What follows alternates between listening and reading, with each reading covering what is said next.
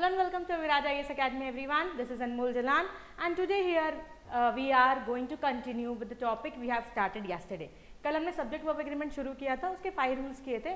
आज remaining 5 rules करेंगे. Okay, short videos बना रहे हैं so that you can easily view them. आराम से 20 मिनट मैक्सिमम का वीडियो होता है. It doesn't take a long time for revision also, और एग्जाम टाइम के लिए शॉर्ट वीडियोस बहुत हेल्प करते हैं. ओके, तो कल हमने जो देखा था topic subject verb agreement, we saw the introduction कि सब्जेक्ट वर्ब एग्रीमेंट होता क्या है. तो क्या होता है subject verb agreement? Subject is what is being talked about in the sentence. Sentence जिस चीज़ के बारे में बात कर रहा है that is called a subject.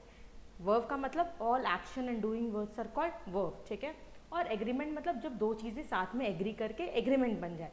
तो जब सब्जेक्ट और वर्ब आपस में एग्री कर जाते हैं then that is called a subject verb agreement. And we make the subject agree according to what? The number and number of persons. कल हमने बहुत सारे रूल्स देखे थे, जैसे कि अगर दो सब्जेक्ट्स को कनेक्ट करते हैं हम लोग एंड के साथ, तो जब वर्ब जाता है वो हमेशा क्या होता है? प्लूरल इन नेचर होता है. क्यों? क्योंकि वहाँ पे दो सब्जेक्ट्स कनेक्ट हो रहे हैं, दो अलग अलग नाउन है. ठीक है, तो आज उसी रूल्स को कंटिन्यू करेंगे. देखिए rule number 6, if two subjects together express one idea the verb is singular. देखिए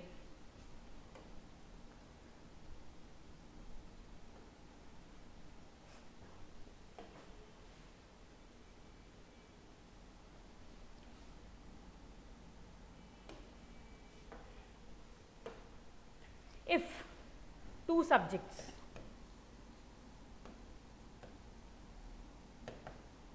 refer to same idea, ठीक है, if two subjects refer to same idea then the verb taken is singular in nature.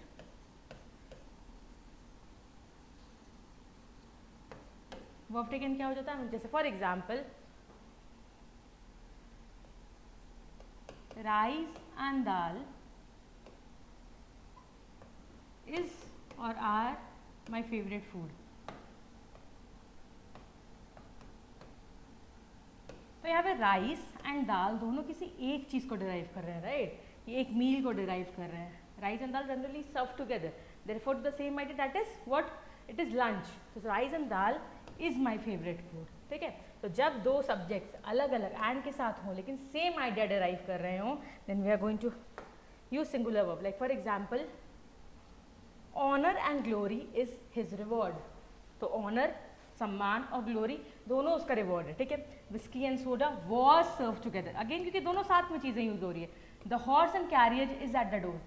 Obvious बात है, अगर घोड़ा गाड़ी आती है तो कैरियज अलग से और घोड़ा अलग से नहीं आता, दोनों मिलकर सेम ही चीज़ काम करेंगे. ठीक है, so when two subjects express one idea the verb is what? Singular in nature. Am I clear? Now next,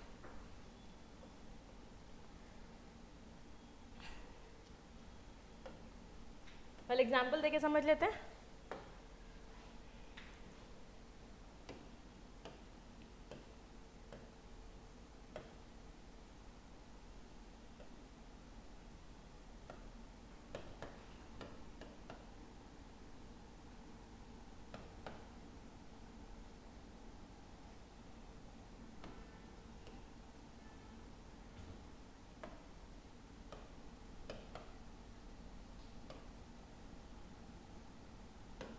The boy who is playing is my cousin. ठीक है, and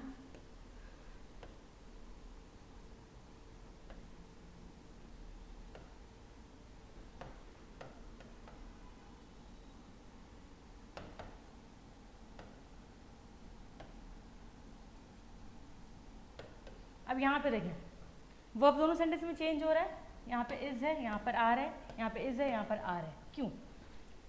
ये रिलेटिव प्रोनाउन है. Who किससे relate करते हैं? जब हम लोग किसी चीज़ से रिलेट करते हैं that is called as who, whom. ठीक है, ये सारे रिलेटिव प्रोनाउन होते हैं.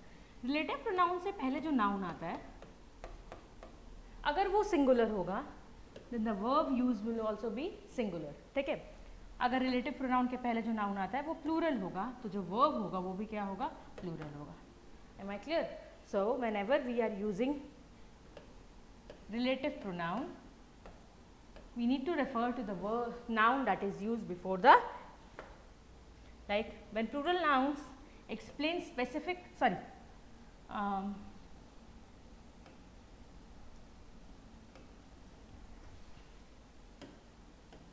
if the subject of a clause is a relative pronoun who, which, that, the verb is use according to the antecedent of the relative pronoun, मतलब relative pronoun के पहले जो आ रहा है. For example the boys who are playing are my friends, boys who are, ठीक है. It is I who am helping you, I के साथ हमेशा क्या लगता है, इज आर तो नहीं लगता है, एम लगता है. सो आई के साथ हमेशा क्या होगा, एम. हु क्या है यहाँ पे, relative pronoun. She knows the boys who have broken the glass, again who के पहले क्या आ रहा है, boys have. Can you see, बात समझ में आई. तो विल चेक द एंटीसीडेंट, मतलब जो जस्ट उसके पहले आ रहा है उसके हिसाब से हम लोग यूज करेंगे. Okay, next.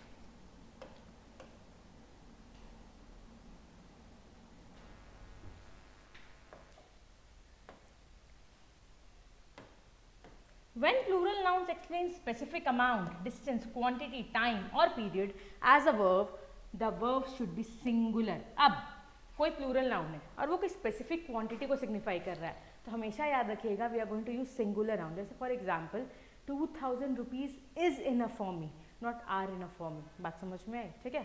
Like 50 rupees was the amount given to her, was 50 rupees, ठीक है.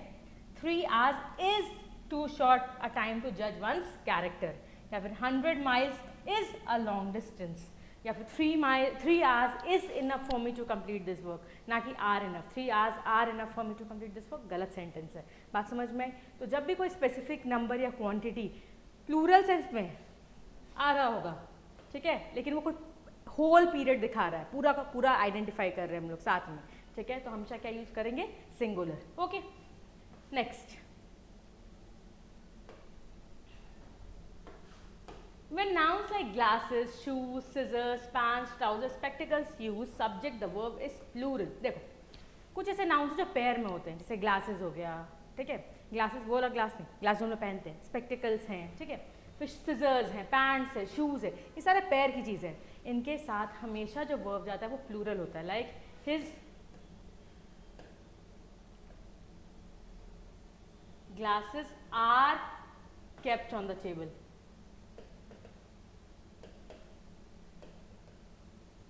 ना कि इज, ठीक है. लेकिन इसके साथ एक एक्सेप्शन है. If I say a pair of इसके साथ, for example if I say a pair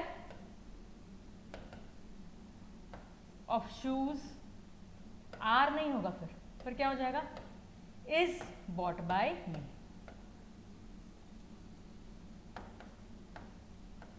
clear है.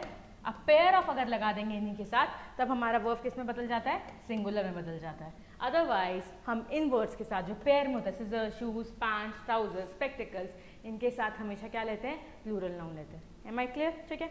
अब चलिए जल्दी से लास्ट रूल देख लेते हैं. Last rule here says that furniture, luggage, scenery, advice, percentage, knowledge are always singular and take a singular verb. ये चीज़ हमेशा अच्छे से याद रखिएगा. For example the furniture are नहीं, the furniture is made up of wood. The scenery of Kashmir is beautiful, are beautiful नहीं. He gave me a advice या he gave me an advice. Percentage, knowledge, ठीक है, इन सब के साथ हमेशा कौन सा वर्ब जाता है, singular. Okay, his knowledge is his strength, his knowledge are his strength नहीं होता, his knowledge is his strength. ठीक है, तो इन सारे वर्ड्स के जैसे his luggage were thrown out नहीं, his luggage was thrown out. बात समझ में, हमेशा क्या जाएगा, singular verb. Okay, luggage, furniture, scenery, advice, percentage, knowledge, ये सारे वर्ड्स ऐसे हैं जिनके साथ हमेशा क्या लगता है, सिंगुलर वर्ब ही यूज होता है. एम आई क्लियर, ठीक है. So this was all about subject verb agreement. ये रूल का PDF I will be sending on the Telegram channel. इसमें क्या था, ये जो सब्जेक्ट एंड वर्ब है वो essential parts of a sentence है और वो हमेशा सब्जेक्ट को हमेशा वर्ब के साथ एग्री करना होता है नंबर ऑफ परसेंट में. ठीक है, अगर हम दो सब्जेक्ट को एंड के साथ कभी भी ज्वाइन कर रहे होते हैं, the verb taken is plural in nature. लेकिन अगर सिंगुलर नाउन रेफर करें सेम पर्सन या थिंग को, ये याद रखिएगा, जैसे the magistrate and collector has come, यहाँ पे मजिस्ट्रेट और कलेक्टर दोनों एक ही इंसान है. लेकिन अगर मजिस्ट्रेट एंड द कलेक्टर हो जाता तब what happened, then it refers to two persons, the magistrate and collector have come हो जाता तब. Okay, like the poet and critic has been honoured. A red and white bull is in the field, a red and a white होता तो मतलब 2 bull होती वहां पर, तब अगेन यहाँ पे आर हो जाता। Am I clear? Then we saw जब 2 सब्जेक्ट्स को हम लोग as well as, besides, with, in addition to, इन सारे के साथ ज्वाइन करते हैं, the verb is use according to the first subject. Verb को किसके साथ यूज करते हैं हम लोग? फर्स्ट सब्जेक्ट के according. Like the leader with all his followers, followers यहाँ पे एस है, प्लूरल है, ठीक है, फिर भी हम क्या किसके साथ जाएंगे? फर्स्ट वाले के साथ। The leader with all his followers was arrested. तो जब भी हम सेंटेंस को ज्वाइन कर रहे हैं as well as, like, besides, with, in addition to, together with, along with, but या एक्सेप्ट के साथ, the verb must agree with the first subject. The ship along with its crew was lost, again was ship, ठीक है। The guru as well as disciple is committed to celibacy, तो the guru as well as, तो the guru is committed. Disciples यहाँ पे plural है लेकिन इसको ignore करना है, ठीक है। इनके साथ जब भी सेंटेंसेस को ज्वाइन करेंगे we will agree with the first subject only. Quick revision है सो दैट, फिर था ईच, एनीवन, ईदर, नीदर, इनके साथ हमेशा लगता था हमें प्लूरल होता है। Each of the substances are found here, नहीं भाई, each of the substances is found here, ठीक है। Neither of your friends is intelligent, each of the substances is found here, either of them has done this, ठीक है। ये सारे singular represent करते हैं, ओके। फिर when the subjects are joined by or, nor, either or, neither nor, are of different persons, the verb agrees with the nearer. Verb किसके साथ agree करता है? नियरर के साथ। मीन्स आइदर यू और आई एम गोइंग, यहाँ पे आई बाद में आया है ना तो एम होगा। Neither Rekha nor her friends were present at the party, friends plural है तो ये वर्ब भी क्या होगा? प्लूरल। तो जब भी सेंटेंसेस को नीदर नॉर, ईदर और, इनके साथ ज्वाइन करेंगे the verb must agree with the nearer, मतलब बाद वाले सब्जेक्ट के साथ एग्री करेगा, ठीक है। फिर जब आज की क्लास हमने देखा अगर कोई सब्जेक्ट टुगेदर एक एक्सप्रेस आइडिया करता है, एक कोई भी एक सिंगल आइडिया एक्सप्रेस करता है, then the verb is always singular in nature, ठीक है। देन हमने देखा कि अगर कोई भी रिलेटिव प्रोनाउन हम यूज़ कर रहे हैं और उसके पहले जो नाउन है उसके अकॉर्डिंग ही हमारा वर्ब एडजस्ट करेगा, ठीक है। द बॉय था तो इज हो गया, बॉयज था तो आर हो गया, बात समझ में? तो दिस, फिर हमने देखा कुछ ऐसे वर्ड्स हैं जैसे फर्नीचर, सिनरी, परसेंटेज, नॉलेज, ये हमेशा सिंगुलर वर्ब लेते हैं। फिर वैसे ही कुछ वर्ड्स हैं जो पेयर में होते हैं जैसे spectacles, trousers, then more was spectacles, trousers, glasses, ठीक है, शूज़, ये सारे वर्ड्स हमेशा पेयर में अवेलेबल होते हैं और ये जब पेयर में होते हैं तो इनके साथ हमेशा प्लूरल वर्ब ही जाता है। So this was all about subject verb agreement. I hope the topic is very much clear to you all.